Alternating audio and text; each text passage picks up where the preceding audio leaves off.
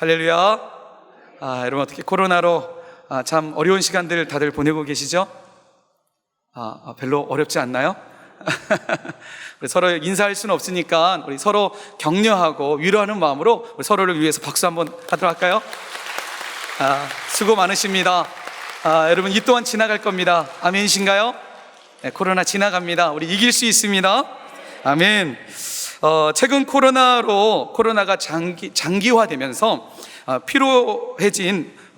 피로해지잖아요. 그러니까 코로나가 장기화되면서 좀 피로가 많이 누적이 되고 있습니다.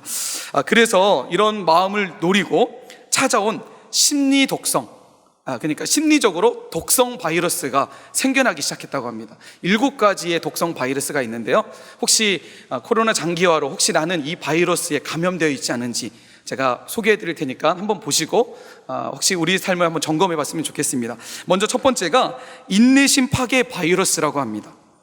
언제까지 참아야 하나? 혹시 이런 분들 계신가요?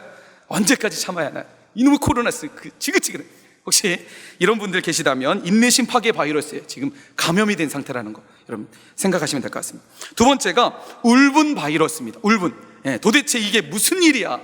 막 화가 나가지고 코로나만 생각하면 막 화가 나는 이런 울분 바이러스가 지금 창궐하고 있다고 합니다. 세 번째는 자포자기 바이러스. 이제는 나도 모르겠다, 뭐 될 대로 되라, 이렇게 자포자기하는 바이러스. 네 번째는요, 혐오 바이러스입니다. 이게 다 누구 때문인데, 저 사람 때문이야, 이렇게 해서 사람을 비난하고 비판하는 혐오 바이러스이고요. 다섯 번째는 짜증 바이러스라고 합니다. 짜증. 이렇게 코로나도 힘든데 왜 저것들까지 난리야 하면서 이렇게 여러분 혹시 들어보신 분 계신가요? 교회 막 이렇게 요즘 좀 위축되고 있는데 짜증 바이러스. 여섯 번째는요, 결정장애 바이러스. 하도 여기저기서 막 소식들 막 이런 거 들으니까 어떻게 할지 몰라서 뭔가를 결정하지 못하는 이런 바이러스. 그리고 마지막 일곱 번째는요, 우울 바이러스라고 합니다. 다 의미 없어. 자포자기와 비슷한 바이러스입니다. 최근 코로나가 장기화되면서 사회 전반적으로 피로가 높아지면서 발생되는 현상 중에 한 가지라고 합니다. 그런데 이 코로나가 장기화되면서 사회 전반적으로 일어나는 현상뿐만 아니라 사실은 교회 안에도 코로나는 위기로 교회 가운데 다가오고 있다는 사실입니다. 코로나가 장기화되면서 교회 안에도 코로나로 인해서 위기를 경험하고 있다는 사실이죠. 그런데 여러분, 한편으로 보면 위기는 언제나 기회와 함께 온다는 사실입니다. 위기는 뭐와 함께 온다고요? 기회와 함께 온다는 것입니다. 미국 대통령을 지냈던 존 F 케네디, 여러분 아시나요? 존 F 케네디가 이런 말을 했습니다. 중국은 위기를 두 글자로 쓴다. 첫 글자는 위험이고 둘째는 기회의 의미이다. 위기 속에는 위험을 경계하되 기회가 있음을 명심하라 라고 했다고 합니다. 위기에는 반드시 기회가 함께 공존한다는 것입니다. 여러분, 위기는 곧 기회인 줄 믿습니다.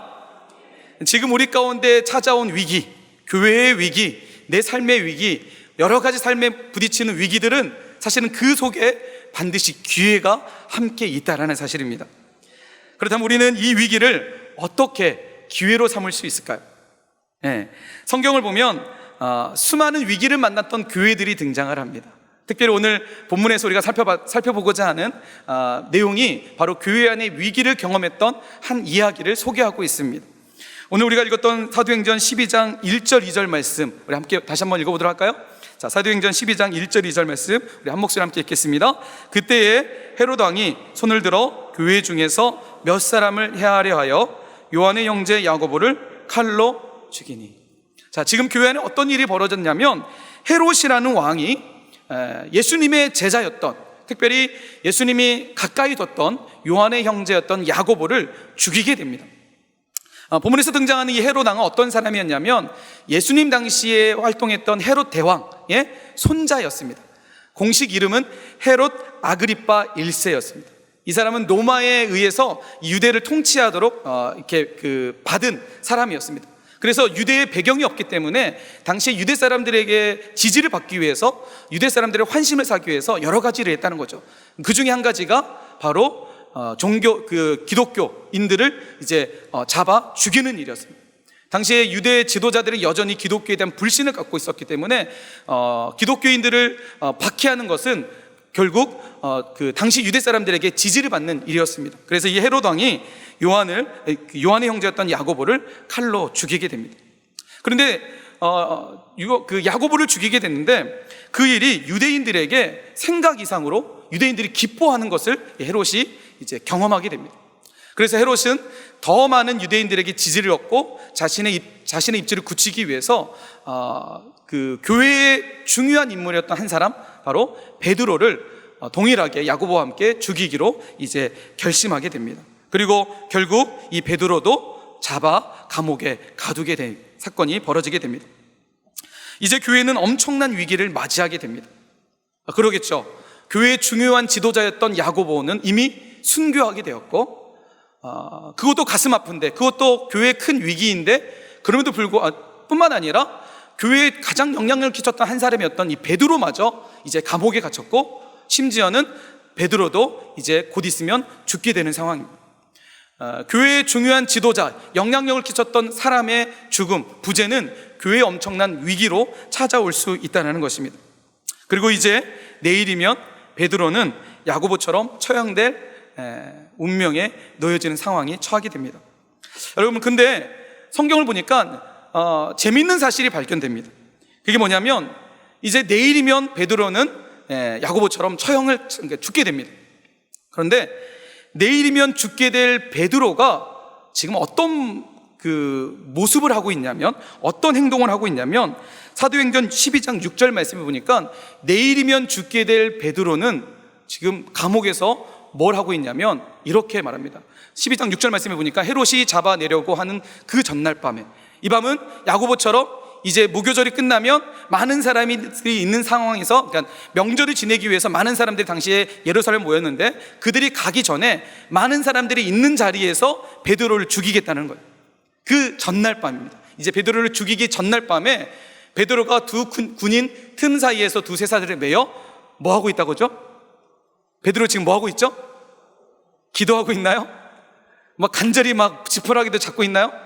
성경은 뭐라고 얘기했냐면 베드로가 누워서 자고 있다는 거예요. 전라도 버전으로 하면 뭐라고 하죠? 자빠져? 네, 그렇죠. 네. 지금 내일이면 죽을 사람이에요. 베드로가 이 사실을 몰랐을까요? 얼마 전까지만 해도 이미 야고보, 자신과 가장 가까이 있었던 형제 야고보가 순교했어요. 그 사실을 목격하고 봤던 사람이었어요. 그리고 자신도 감옥에 갇혀있고 이제 무교절이 내일이면 끝나는 거 알고 있어요. 자신도 이제 내일이면 죽겠구나라는 것을 직감하고 있었을 거예요. 그런데 여러분, 놀라운 사실은 베드로가 지금 내일이면 죽을 사람이 자고 있다는 거예요. 여러분, 보통 사람이라면 내일 죽게 된다면 결코 잠을 잘 수 없을 겁니다. 그죠? 만약 내가 내일 죽는다면 여러분, 잠이 올 사람이 있을까요? 여러분, 근데 심지어 베드로가 잠을 자는데 그냥 설잠을 자는 게 아니라 후에 여러분, 우리가 성경 스토리를 알고 있지만 후에 보면 천사가 이제 베드로를 깨우잖아요. 근데 천사가 어떻게 깨우냐면 베드로 옆구리를 칩니다. 천사가 오는지도 모르고 그냥 자는데, 그냥 자는 게 아니라 어떻게 자는 거예요? 푹 자고 있는 거예요. 감옥에서 내일 죽을 사람이 푹 자고 있는 거예요. 저는 이 말씀을 보면서 이해가 안 되더라고요. 아니, 어떻게 내일 죽을 사람이, 이제 내일 죽음의 자리로 갈 사람이 어떻게 이렇게 잘 수 있을까? 그리고 그것도 천사가 와서 깨울 정도로 푹 잘 수 있을까? 참 이해가 안 됐습니다. 근데 이 부분을 놓고 여러 학자들마다 다양한 해석들이 있습니다. 사도행전 그 4장에 보면 바울이 한 번 감옥에 갇힌 사건이 등장합니다. 그때 풀려났던, 천사에 의해서 풀려났던 사건이 있는데 그게 이번에도 적용이 됐을 거다. 바울이 베드로의 그런 마음이 있을 것이다. 또 어떤 학자들은 뭐 스데반과 야고보의 순교가 있었기 때문에 자신도 죽음에 대해서 별로 두려움을 갖지 않았을 것이다 라는 이런 여러 학자들의 이야기가 있는데, 저는 개인적으로 베드로가 이렇게 할 수 있었던 이유가 베드로의 신앙이라고 생각을 합니다. 그러니까 베드로가 이렇게 죽음 앞에서 잘 수 있었던 것은 다른 것이 아니라 베드로의 신앙이 그렇게 했다는 것입니다. 내일이면 죽게 될 베드로가 깊은 잠을 잘 수 있었던 것은 그 안에 그리스도와 함께 부활의 소망이 있기 때문인 줄 믿습니다.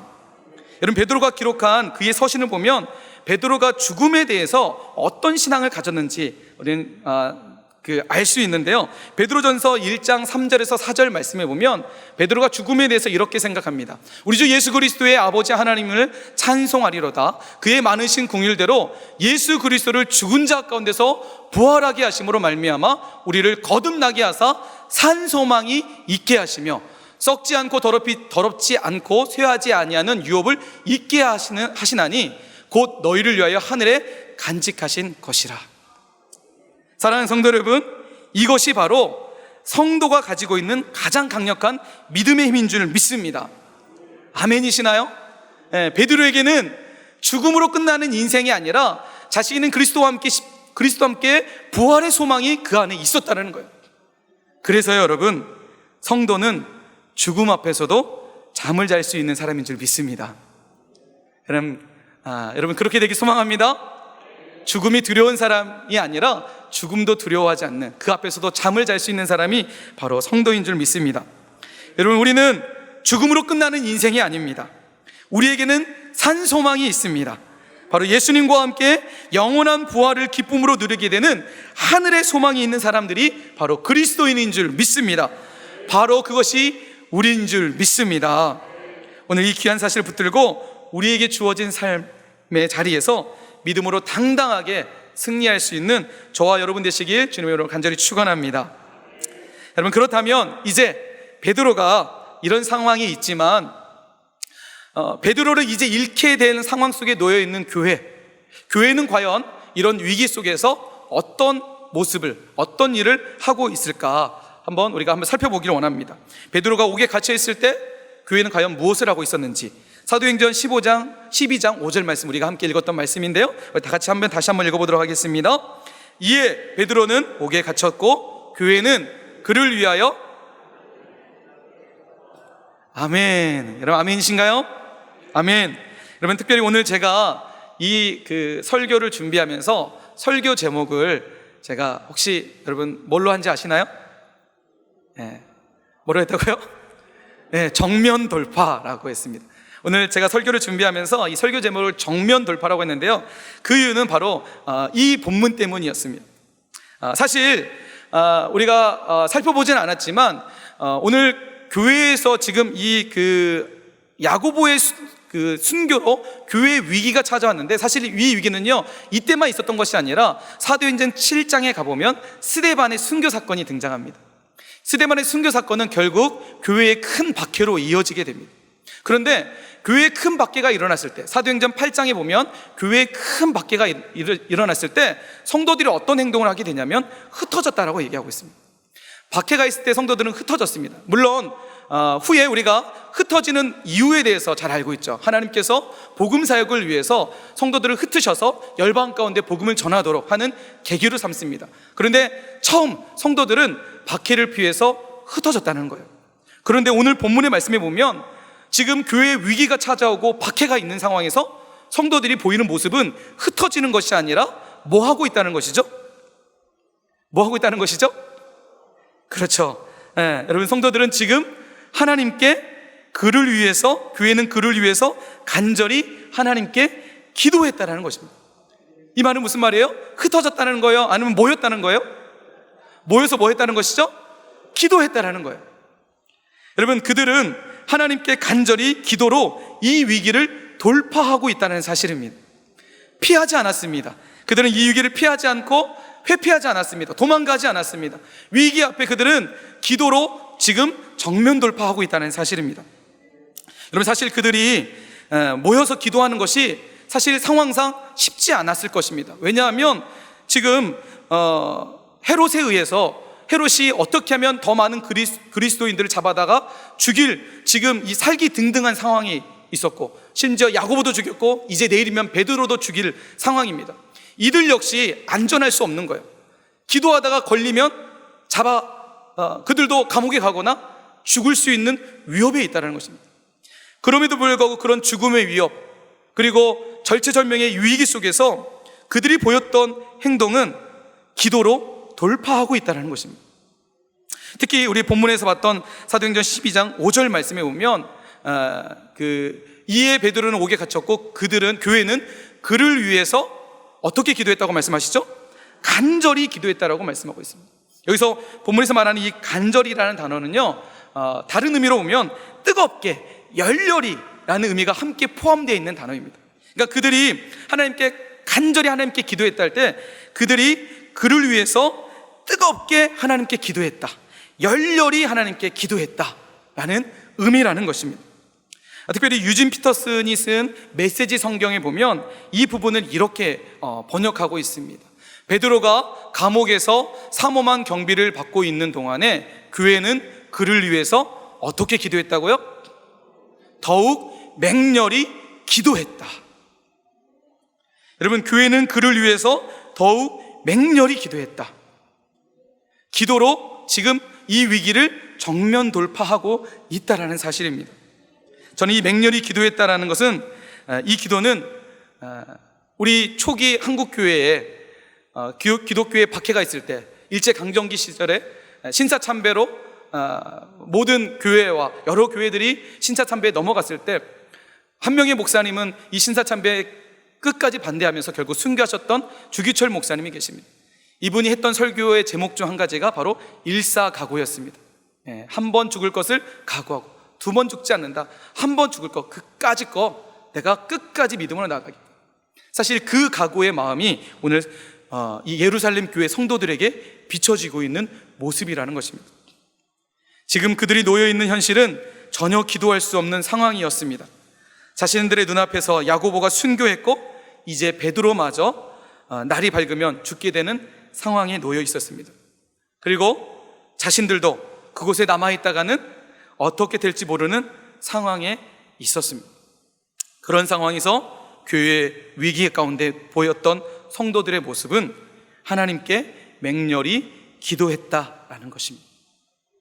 사랑하는 성도 여러분, 오늘 이 시대를 살아가는 우리의 삶은 어떤 모습이 되어야 될까요? 여러분, 물론 그들도 두려움이 없지는 않았을 겁니다. 두려웠을 것입니다. 나중에 보면 베드로가 이제 정말 하나님의 기적적인 그 역사로 베드로가 풀려나게 되고 그들 가운데 찾아갔을 때 그들이 문을 잠궈놓고 기도했다라고 성경 보고 말하고 있습니다. 그들도 두려웠을 거예요.